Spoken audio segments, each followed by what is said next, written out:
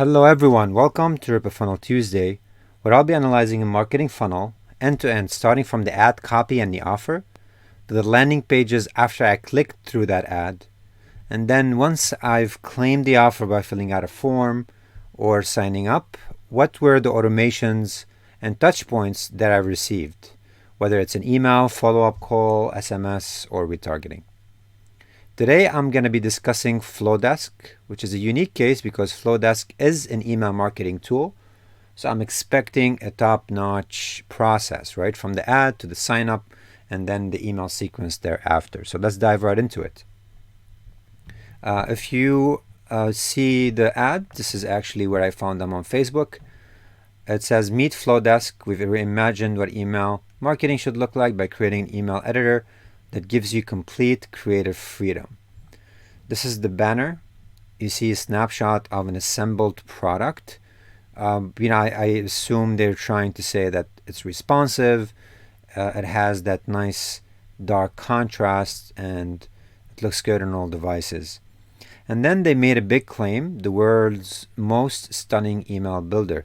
So if you have a claim like this, you certainly need to beef up your landing page after I click through this. Why are you the best email builder, right? Is it, when you're being used by the top publishers or what it is? Now, just to take a step back and explain what Flodesk is, because they are an indirect competitor to us, so that's a quick disclaimer. They seem to be an email marketing tool for solopreneur or very small brands who need basic email marketing features and want to create very good looking email templates. So far, this is what I've gotten because as an advanced email marketer, if you need advanced segmentation and tracking and all that, you might not find it in that tool. All right, so I think the ad itself is solid with a very big claim. So let's see how they can back it up. But before I do that and check out the landing page, let's look a little bit about their UTM tagging. If you don't know what UTM tagging is, I highly encourage you to check out the VBOT blogs. We recommend it because it does wonders for your tracking, your Google Analytics, or any reporting software of choice. UTM tagging is simply appending some variables to the link to understand where leads are coming from. In this case, UTM_source seems to be Facebook, Instagram, and TA. Maybe it's Twitter or another channel. So these are, things that the team at Flodesk internally have agreed on abbreviating. Then the UTM medium. This is where the ad was served. You can see it says Facebook desktop feed. And by the way, Facebook give you a variable that can change. So if that ad was served on a desktop, this will be this. If it was served on a mobile, it shows desktop mobile feed. Okay, very important. And Facebook AdWords usually provide those variables for you. Then you have UTM_campaign. This is the campaign name because maybe you're running multiple. And then the content itself to get down to maybe the image and the copy. So depending if you're doing image testing or copy testing or both, you can utilize those additional UTM content to differentiate. All right. So great job on UTM tagging. I think this is where I would like to see the links. Let's look at the landing pages once I click through it. Unfortunately, this was not it, which looks solid. If you go to their homepage, they actually sent me to their sign up page. So they sent me here to create an account directly. So there was no way for me to see social proof. There was no way for me to understand the product a little bit better before I sign up. So if I wasn't ready, that would be probably an overkill. I'm not ready to move forward. Give me a reason to sign up. The banner on the ad, for me, wasn't sufficient. But maybe that's just a way for them to increase the top of the funnel and have a lot of signups and from there handle it. So I would assume something like this should have a killer follow-up sequence and a killer acquisition process. All right, so fail on the landing page. As you know, I'm big on making it very solid with a lot of social proof. All right, let's analyze the email sequences. This is 7 days worth of emails. So let's dissect it from the outside. We have 4 emails, right? One of them is a verification, so it doesn't even count to make sure that my email is legit. and the rest are marketing emails. Now you will notice here everything's going out from Flodesk or generic hello.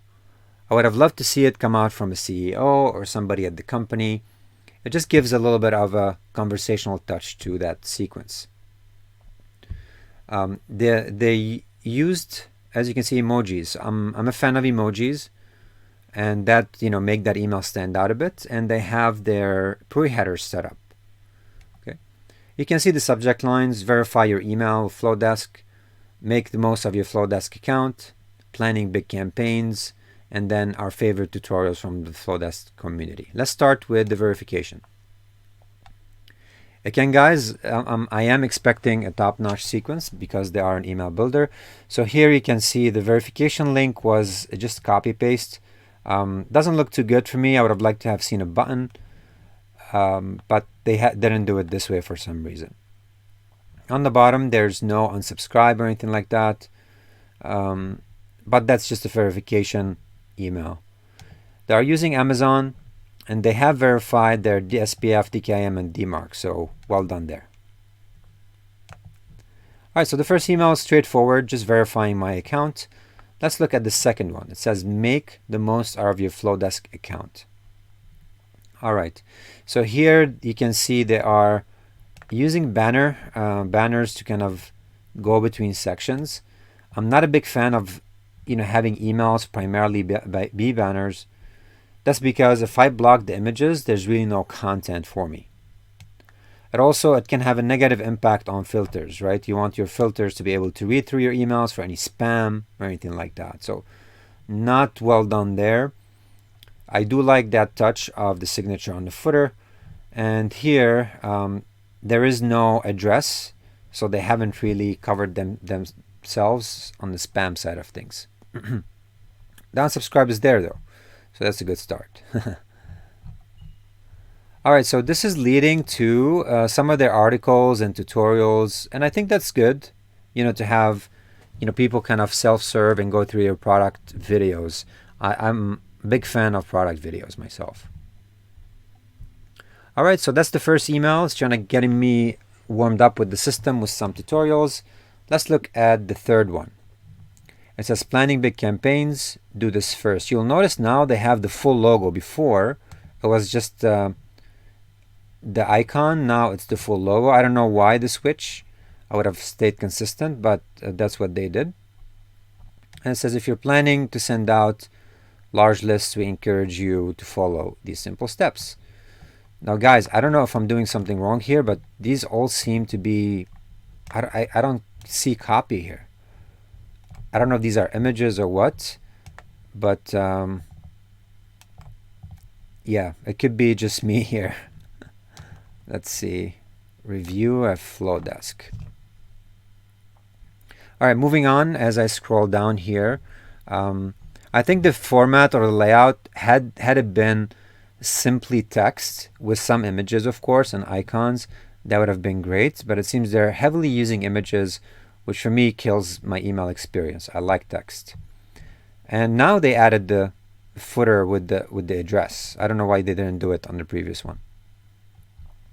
Okay. Step 1, Step 2, Step 3. So this is great, but the fail on this one is that they switched to a different format of logo, and then everything seems to be an image-based. Okay, last but not least, this is the final one. And I think this is my personal favorite. A slightly different format of the logo. This is 1, 2, and actually, yeah, just the basic icon. Dive into our favorite resources from the community. This is a great email. Beside the fact that these are images, you can just see the community speaking about the product, talking about the product, and they're backing it up with videos and third-party resources. I really, really love this, and an invitation to join their community, which seems to have a decent size, 14,000 members. So they're doing something right in the community side of things. For me, this is the only email that added value to me. The rest were just getting my feet wet with the product and just some simple steps. I think these are staples in any product. And this one is really, really good.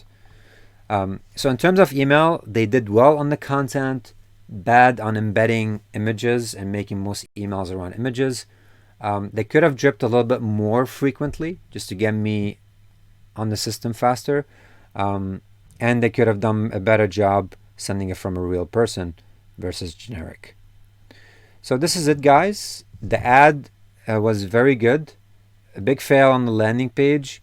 The emails were solid, but they're missing some, important enhancements. Overall, I'll give this around 5.5 over 10. Primarily a hit on the landing page.